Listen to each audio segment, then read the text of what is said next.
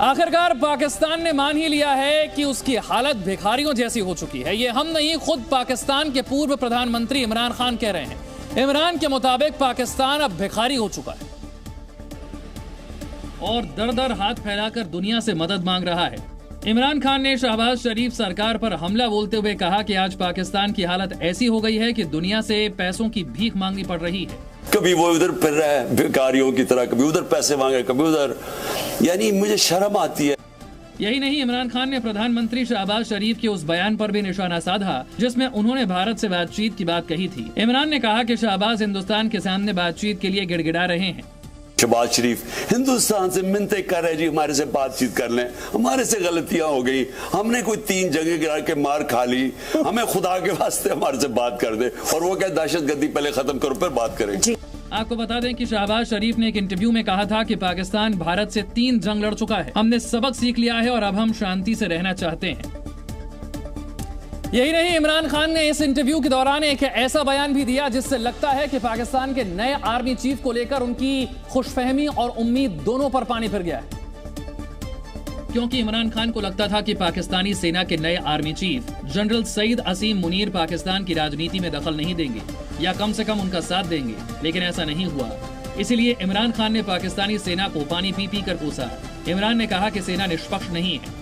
जो हम उम्मीद कर रहे थे कि भाजपा के जाने के बाद न्यूट्रल होगी एस्टेब्लिशमेंट, वो न्यूट्रल नहीं है अभी। इमरान खान के कहने का मतलब साफ है कि पाकिस्तान के नए जनरल उनका नहीं, विरोधियों का साथ दे रहे हैं। इसीलिए इमरान खान यही नहीं रुके, उन्होंने पाकिस्तानी सेना को इतिहास की दुहाई दी। कहा, पाकिस्तानी सेना के सियासी खुराफात की वजह से ही पाकिस्तान के 2 टुकड़े हुए और बांग्लादेश का जन्म हुआ। कोई तारीख से कुछ सीखा नहीं है कि मुजिब के पर कांटा डाल के मुल्क पे कांटा डाल दिया, आधा मुल्क टूट गया। कितनी एग्जाम्पल्स हैं, यानी इन्होंने वो जुल्फिकार अली भुट्टो को, पीपल्स पार्टी को खत्म करते करते MQM बना दी।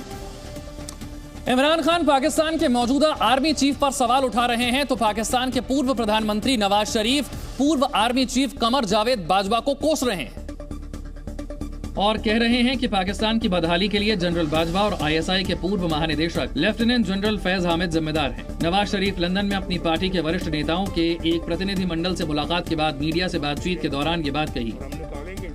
क्योंकि आप जनरल बाजवा और जनरल फैज को जिम्मेदार समझते हैं, जिनका नाम आपने गुजरावाला स्पीच में लिया। आप सब जानते हैं, सब वाकिफ हैं, सब जानते हैं।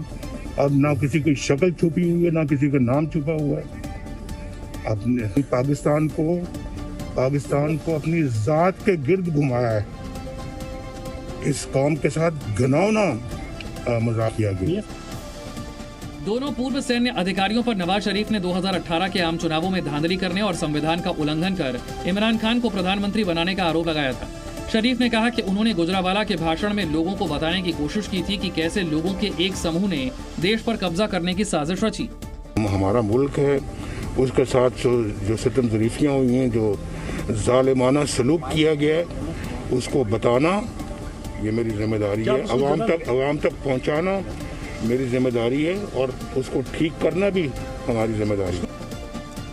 चीन में कोरोना महामारी के खौफ के बीच बीजिंग में लोग लूनर न्यू ईयर मनाते हुए नजर आए। जिनपिंग सरकार की ओर से सख्त 0 कोविड पॉलिसी को अब खत्म कर दिया गया, जिसके बाद बीजिंग में लूनर न्यू ईयर पर जश्न मनाने के लिए लोग घरों से बाहर निकले।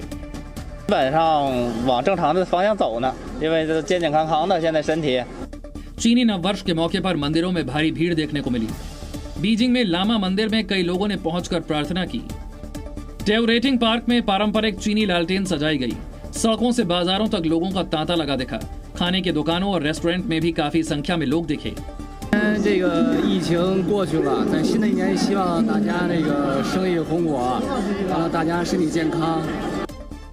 3 साल बाद यहाँ के लोगों ने चीनी नववर्ष मनाया, लिहाजा इसे लेकर लोगों में खासा उत्साह दिखा। लूनर न्यू ईयर पर काफी संख्या में चीन के लोगों ने एक शहर से दूसरे शहर की यात्रा की और विशेषज्ञों की माने तो छुट्टियों के दौरान लोगों के बड़े पैमाने पर मूवमेंट से महामारी फैल सकती और चीन के कुछ इलाकों में संक्रमण बढ़ भी सकता है। लेकिन अगले 2 से 3 महीने में बड़े पैमाने पर कोरोना के मामलों में उछाल की संभावना नहीं है, क्योंकि चीन के 80% से ज्यादा लोग हाल ही में संक्रमित हुए हैं। चीन में 3 साल बाद लोग लूनर न्यू ईयर पर अपने रिश्तेदारों से मिलने के लिए यात्रा करते दिखे। 大概有3年没有回家了，对，那么今年放开之后啊。 चीन ने वर्ष 2020 से ही लोगों की गैर जरूरी यात्रा पर पाबंदी लगा रखी थी।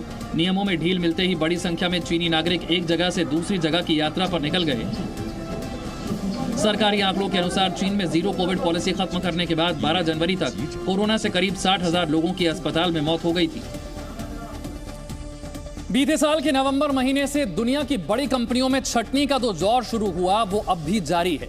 आंकड़ों के मुताबिक 80 दिनों में दुनिया भर में करीब 80,000 लोगों को काम से निकाल दिया गया है, जिसकी शुरुआत नवंबर 2022 में ट्विटर से हुई, जिसने 3,800 लोगों की एक ही झटके में छटनी कर डाली। इसके कुछ ही दिनों के बाद इलॉन मस्क के कॉन्ट्रैक्ट बेस्ड कर्मचारियों की छुट्टी कर दी। नवंबर 2022 में ही फेसबुक की पेरेंट कंपनी नेटा ने 11,000 कर्मचारियों की छटनी कर दी। इसी तरह से अमेजन ने 18,000 कर्मचारियों को काम से निकाल दिया, जो अमेजन के कुल कर्मचारियों का 6% है। इनमें भारत के करीब 1,000 कर्मचारी भी थे। अमेजन के बाद सबसे ज्यादा कर्मचारी गूगल ने निकाले, जिनकी संख्या करीब 12,000 बताई जा रही है। इसी तरह से माइक्रोसॉफ्ट ने भी 5% कर्मचारियों को निकाल दिया, जो संख्या के लिहाज से करीब 10,000 है। सेल्सफोर्स ने 8,000 कर्मचारियों को निकाला है, जबकि स्नैपचैट ने 6,400 लोगों को दफ्तर आने से रोक दिया। HP यानी कि ह्यूलेट पैकर्ड डेवलपमेंट कंपनी ने 6,000 लोगों की छटनी की है और सीगेट ने 8% यानी कि 3,000 लोगों को काम से निकाल दिया है। दिल्ली के कर्तव्य पथ पर रिपब्लिक डे परेड की तैयारियां जारी है। गणतंत्र दिवस परेड की तैयारियां अब अपने आखिरी चरण में है। सेना के अलग अलग दस्ते परेड की रिहर्सल कर रहे हैं। सेना के घुड़सवार दस्ते ने आज धुंध और कोहरे के बीच रिहर्सल की। दिल्ली वासियों को प्रदूषित हवा से राहत नहीं मिल रही है। AQI में थोड़े सुधार के बावजूद AQI लेवल अब भी 200 के पार बना हुआ है। आज दिल्ली का औसत AQI 245 दर्ज किया गया। दिल्ली के अलावा मायानगरी मुंबई में भी अब लोगों का सांस लेना मुश्किल हो रहा है। मुंबई के कई इलाकों में AQI लेवल पुअर यानी कि खराब श्रेणी में पहुंच गया है। दिल्ली समेत उत्तर भारत के कई राज्यों के लिए मौसम विभाग ने बारिश का अलर्ट जारी किया है। मौसम विभाग के मुताबिक 24 जनवरी को जम्मू, हिमाचल और उत्तराखंड में बारिश हो सकती है। वहीं 24 और 25 जनवरी को दिल्ली में बारिश हो सकती है। चमत्कार या अंधविश्वास की बहस के बीच आज बागेश्वर धाम के बाबा धीरेन्द्र कृष्ण शास्त्री के समर्थन में दिल्ली में प्रदर्शन हुआ। बाबा का समर्थन करने के लिए सैकड़ों लोग जापानी पार्क में जुटे, जो हाथों में धीरेन्द्र कृष्ण शास्त्री की फोटो वाले पोस्टर लिए हुए थे। इस दौरान सनातन धर्म का झंडा बुलंद करने के लिए जुटे लोग बागेश्वर धाम की जय जयकार कर रहे थे।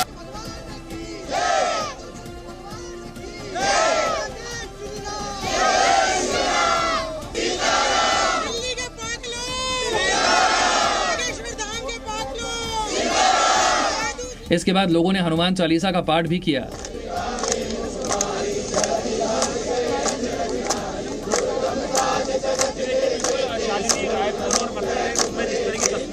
धरने में शामिल लोगों ने आरोप लगाया कि श्याम मानव ने चर्चा में आने के लिए बाबा पर झूठे आरोप लगाए। ये श्याम मानव जो है अपने सिर्फ लाइमलाइट में लाने के लिए उसने ये शगुफा छोड़ा है। इस बीच एक महिला दिव्य दरबार में लगी हाजिरी का पर्चा लेकर धरने में पहुंची। कविता नाम की ये महिला लॉकडाउन से पहले दिव्य दरबार में गई थी। कविता ने दावा किया कि उस वक्त बाबा ने उनके बारे में सटीक जानकारी दी थी। जो मेरी मम्मी 5 साल पहले गुजर चुकी, 7 साल पहले गुजर चुकी हैं और उन्होंने उनका नाम लिख दिया। मेरे 3 बहनों का नाम लिख दिया। 3 बहनें हैं। जो मेरा भाई जो हम छोटे थे, मेरी मम्मी का कोख में गुजर चुका, उन्होंने वो बता दिया कि तुम्हारा भाई जो गुजर चुका है, तुम 3 बहनें हो। मेरी मम्मी का नाम लिख दिया और इससे ज्यादा और क्या। महिला ने दावा किया कि बागेश्वर वाले बाबा सच्चे हैं और किसी भी भक्त से एक पैसा नहीं लेते।